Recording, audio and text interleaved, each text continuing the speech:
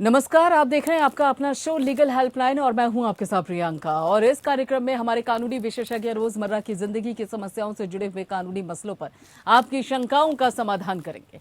आप फोन करके कानूनी राय ले सकते हैं। और आज हम घरेलू हिंसा पर बात करने वाले हैं। घरों में होने वाली हिंसा को घरेलू हिंसा कहते हैं। आमतौर पर घरेलू हिंसा का सामना अधिकतर महिलाओं को ही करना पड़ता है। इसलिए समय समय पर भारत में घरेलू हिंसा को रोकने के लिए अलग अलग बनाए गए हैं और साथ ही पारित भी किए गए हैं। घरेलू हिंसा को रोकने के लिए हमारे देश में कई कानून हैं। घरेलू हिंसा की शिकायत आमतौर पर परिवार के खिलाफ दर्ज की जाती है, यानी कि उस व्यक्ति के खिलाफ जिसका पीड़ित व्यक्ति से कोई घरेलू संबंध हो। पीड़िता का इस व्यक्ति से खून का संबंध जैसे कि माता पिता या भाई बहन, विवाह का संबंध जैसे पति ससुराल, अपने साथी से लिव इन रिलेशनशिप में या दूर के रिश्तेदारी का कोई संबंध हो सकता है।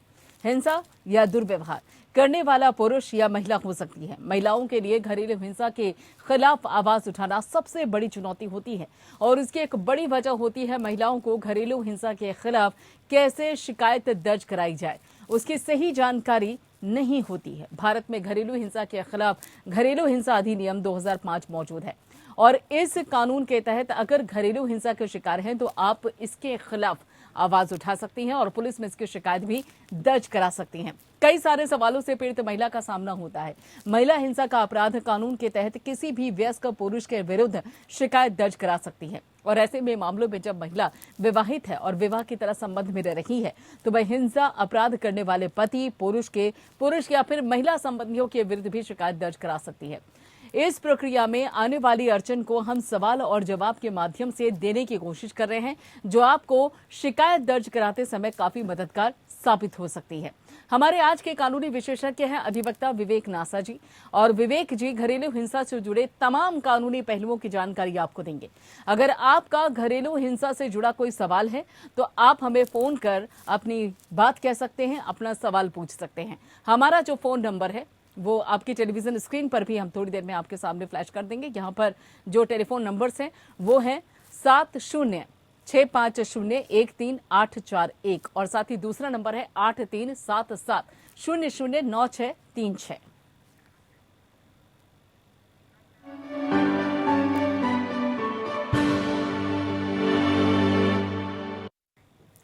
और साथ ही आपको बता दें कि जिस तरीके से कानूनी तौर पर घरेलू हिंसा से जुड़े हुए कई सवाल सामने आते हैं कि आखिर घरेलू हिंसा किस तरीके इसकी डेफिनेशन है और इससे बचने के क्या क्या तरीके हैं, साथ ही किस तरीके से जो महिलाएं हैं अगर वो घरेलू हिंसा का शिकार हैं तो किस तरीके से वो अपनी आपत्ति दर्ज करवा सकते हैं। इस बाबत कई सवाल हैं। यहाँ पर आप देख सकते हैं, फोन करके बाकायदा कानूनी सलाह ले सकते हैं। घरेलू हिंसा से जुड़े हुए क्या है कानूनी प्रावधान, ये कई तरीके के सवाल यहाँ पर उठ सकते हैं और उसके साथ ही इस बाबत आप सवाल भी पूछ सकते हैं। कानूनी सहायता के लिए आप ये नंबर डायल कर सकते हैं जो इस वक्त आपकी टेलीविजन स्क्रीन पर है, 7065013841 और साथ ही एक और नंबर है आपकी सुविधा के लिए, यह 8377 और 009636। दो नंबर 7065013841 और दूसरा नंबर है 8377009636। इन दोनों नंबर पर कॉल करके आप घरेलू हिंसा से जुड़ी हुई जो भी समस्याएं या फिर सवाल हैं वो आप पूछ सकते हैं। और साथ में किस तरीके से घरेलू हिंसा बाबत क्या कानूनी दावपेच होते हैं, साथ ही महिलाओं को किस तरीके के अधिकार हैं, किसके खिलाफ शिकायतें दर्ज हो सकती हैं, सभी जानकारी देने के लिए इस तरह की हमारे साथ हमारे खास मेहमान हमारे साथ जुड़े हुए हैं। आपको बता दें कि यहाँ पर अधिवक्ता है विवेक नासा जी हमारे साथ जुड़े। बहुत बहुत स्वागत है सर आपका कार्यक्रम में। सबसे पहले हमारे दर्शकों को बताइए, कई बार घरेलू हिंसा जो डेफिनेशन है इसके कई लोग नहीं समझ पाते हैं कि आखिर घरेलू हिंसा की सही मायनों में परिभाषा है क्या, किसके खिलाफ ये मामला दर्ज हो सकता है और कौन दर्ज करवा सकता है। घरेलू हिंसा है जो डोमेस्टिक वायलेंस है, डोमेस्टिक वायलेंस एक्ट के अंदर इसका केस हम फाइल कर सकते हैं। घरेलू हिंसा की डेफिनेशन डोमेस्टिक वायलेंस एक्ट के अंदर बहुत वाइड डेफिनेशन है।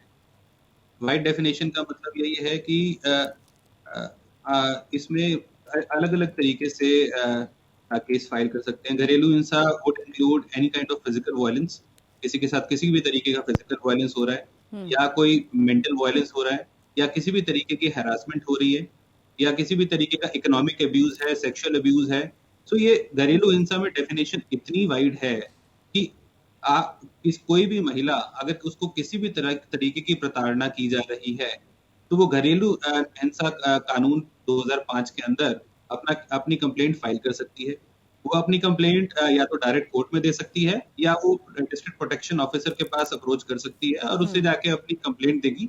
तो डिस्ट्रिक्ट प्रोटेक्शन ऑफिसर फिर बाउंड है कि उसकी कंप्लेंट पे एक्ट करे और उसे मैजिस्ट्रेट के सामने प्रोड्यूस करे। हम्म। लेकिन अभी आपने जो प्रोटेक्शन ऑफिसर का जिक्र किया, जिस तरीके से ये मामला सामने आता है घरेलू हिंसा को लेकर, आखिर ये प्रोटेक्शन ऑफिसर की क्या डेफिनेशन है, और खास तौर पे अगर कोई महिला घरेलू हिंसा की शिकार है तो वो किस तरीके से मामला दर्ज करवा सकती है?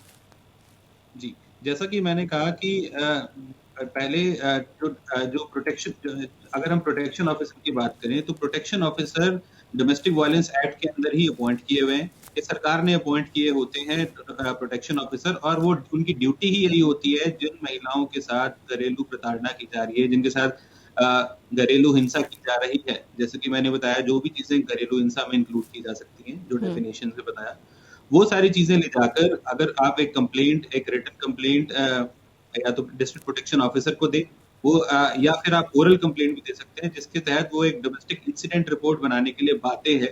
डोमेस्टिक इंसिडेंट रिपोर्ट में वो सारी की सारी चीजें प्रोटेक्शन ऑफिसर को लिखनी है, जो भी घरेलू हिंसा किसी भी महिला के साथ हो रही है, और वो डोमेस्टिक इंसिडेंट रिपोर्ट को लेके उसे मैजिस्ट्रेट के सामने प्रोड्यूस करना है, ताकि जो डोमेस्टिक वायलेंस एक्ट में जो भी उसके अंदर रेमेडीज हैं वो एक्सरसाइज की जा सके। दूसरा, उसके अंदर जो महिला है वो किसी वकील के थ्रू या खुद भी डायरेक्टली मैजिस्ट्रेट को, अपने एरिया के मैजिस्ट्रेट को अप्रोच कर सकती है और एक रिटन कंप्लेंट वहां पे रिटन पिटीशन फाइल कर सकती है डोमेस्टिक वायलेंस एक्ट के अंदर, जिसको मैजिस्ट्रेट को कंसिडर करना पड़ेगा, और उसके बाद जो भी रेमेडीज अवेलेबल हैं अंडर द एक्ट, वो उसे रेमेडीज ले सकती हैं। जो डोमेस्टिक वायलेंस की कंप्लेंट है वो सेक्शन 12 डोमेस्टिक वायलेंस एक्ट के सेक्शन 12 में फाइल की जाती है, और साइमल्टेनियसली उसमें इंटरिम रिलीफ ली जा सकती है, जैसे कि राइट टू रेजिडेंस है, मॉनेटरी रिलीफ हैं, रेजिडेंस ऑर्डर्स हैं, कस्टडी ऑर्डर्स हैं। ये सारी चीजें एक महिला को अवेलेबल है। हमें ये समझना चाहिए कि ये डोमेस्टिक वायलेंस एक्ट है, ये बड़ा ही स्पेशल लेजिस्लेशन है, जो कि सिर्फ महिलाओं के लिए ही अवेलेबल है। ये इसके अंदर जो प्रोविजंस हैं वो पुरुषों के लिए या हस्बैंड के लिए अवेलेबल नहीं है। तो ये एक स्पेशल प्रावधान है, जिसमें जो जितने भी कानून हैं, अगर उसमें वो सारे के सारे प्रोविजंस नहीं है, वो सारे प्रोविजंस महिलाओं के लिए, स्पेसिफिकली उनकी प्रोटेक्शन के लिए, उनकी मेंटेनेंस के लिए, उनके रेजिडेंस के लिए, उनके सिर पे छत रहने के लिए, उनके बच्चों की मेंटेनेंस के लिए स्पेशल प्रोविजन इस कानून में बनाई गई।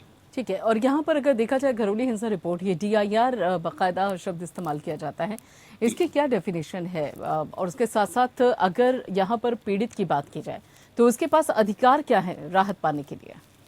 जी, डोमेस्टिक DIR का मतलब है domestic incident report. Domestic incident report वो रिपोर्ट है जो कि प्रोटेक्शन ऑफिसर लिखेगा रिटर्न में, जो भी अलग अलग तरीके के हिंसा एक महिला के साथ की जा रही है, वो सारा का सारा उस डोमेस्टिक इंसिडेंट रिपोर्ट में प्रोटेक्शन ऑफिसर को लिखना होता है, और वो मैजिस्ट्रेट के सामने प्रोड्यूस करनी होती है। अगर किसी औरत के साथ फिजिकल अब्यूज हो रहा है, मेंटल अब्यूज हो रहा है, सेक्सुअल अब्यूज हो रहा है, उसके गहने ले लिए गए हैं, उसको प्रताड़ना की जा रही है, किसी भी तरीके की प्रताड़ना है, चाहे फिजिकल है, चाहे वर्बल है, चाहे दूसरी भी तरीके की हरासमेंट है, उससे दहेज मांगा जा रहा है, उसके बच्चों को परेशान किया जा रहा है, उसके माँ बाप को परेशान किया जा रहा है, वो सारे की सारी चीजें इस डोमेस्टिक इंसिडेंट रिपोर्ट में लिखी जाती हैं और मैजिस्ट्रेट के पास प्रोड्यूस की जाती हैं। सब्सिक्वेंटली मैजिस्ट्रेट वो सारे डोमेस्टिक इंसिडेंट रिपोर्ट को कंसिडर करके, अगर कोई एक रिटन सेपरेट पिटीशन है, उसके अंदर जो चीजें लिखी गई हैं महिला के द्वारा, उन सारी चीजों को कंसिडर करके रिस्पोंडेंट्स को नोटिस करता है। रिस्पोंडेंट्स इसमें हस्बैंड भी हो सकते हैं, father in law, mother in law, या कोई भी ऐसा व्यक्ति जो कि उस महिला के साथ डोमेस्टिक रिलेशनशिप में कभी भी किसी भी स्टेज पे रहा है, वो हो सकते हैं। अब हमने हमेशा सुना होगा कि डोमेस्टिक वायलेंस एक्ट का जो केस है सिर्फ इन लॉज के अगेंस्ट ही फाइल किया जा सकता है, ऐसा नहीं है। अगर ऐसी कुछ महिलाएं हैं जिनके अपने भाई या उनके माता पिता भी उनको परेशान कर रहे हैं, तो डोमेस्टिक वायलेंस एक्ट का केस उनके अगेंस्ट भी फाइल किया जा सकता है। तो कानूनी जो डेफिनेशन है वो यही है कि कोई भी ऐसा व्यक्ति जो कि उस महिला के साथ, एग्रीव्ड पर्सन के साथ डोमेस्टिक रिलेशनशिप में किसी भी स्टेज पे रहा हो। अब जहां तक अब अगर बात करें कि क्या क्या रेमेडीज अवेलेबल है महिलाओं को, तो उसके अंदर महिलाएं डोमेस्टिक वायलेंस एक्ट में मैजिस्ट्रेट से मेंटेनेंस मांग सकती हैं अपने लिए और अपने बच्चों के लिए। अगर किसी महिला को डर है कि उसे घर से निकाल दिया जाएगा, तो वो रेजिडेंस ऑर्डर्स मांग सकती है, राइट टू रेजिडेंस ले सकती है अंडर सेक्शन 17। वो अपने प्रोटेक्शन ऑर्डर मांग सकती है, मैजिस्ट्रेट से रिक्वेस्ट कर सकती है उसे प्रोटेक्ट किया जाए किसी भी प्रताड़ना के अगेंस्ट, किसी भी तरीके के डोमेस्टिक अब्यूज या वायलेंस के अगेंस्ट। एंड और मैजिस्ट्रेट के पास पावर है इंटरिम प्रोटेक्शन ऑर्डर और इंटरिम मेंटेनेंस ऑर्डर भी पास करने के लिए। जैसे ही कंप्लेंट फाइल की जाए, मैजिस्ट्रेट के पास पावर है सेक्शन 23 में कि x Partey interim orders pass करे महिला के फेवर में। अगर कोई प्रोटेक्शन ऑर्डर महिला के फेवर में पास हुआ है, तो मैजिस्ट्रेट को वो एक लोकल पुलिस स्टेशन को भी भेजना पड़ता है, ताकि जो लोकल पुलिस है वो भी प्रोटेक्शन ऑर्डर एनफोर्स करे और महिला को प्रोटेक्शन दे। साइमल्टेनियसली वो राइट टू रेजिडेंस के साथ साथ अपना ऑल्टरनेट अकोमोडेशन भी मांग सकती है। उसमें कोर्ट पति को बाध्य करेगा या जो भी रिस्पोंडेंट है उसको बाध्य करेगा कि आप एक ऑल्टरनेट अकोमोडेशन महिला के लिए ला के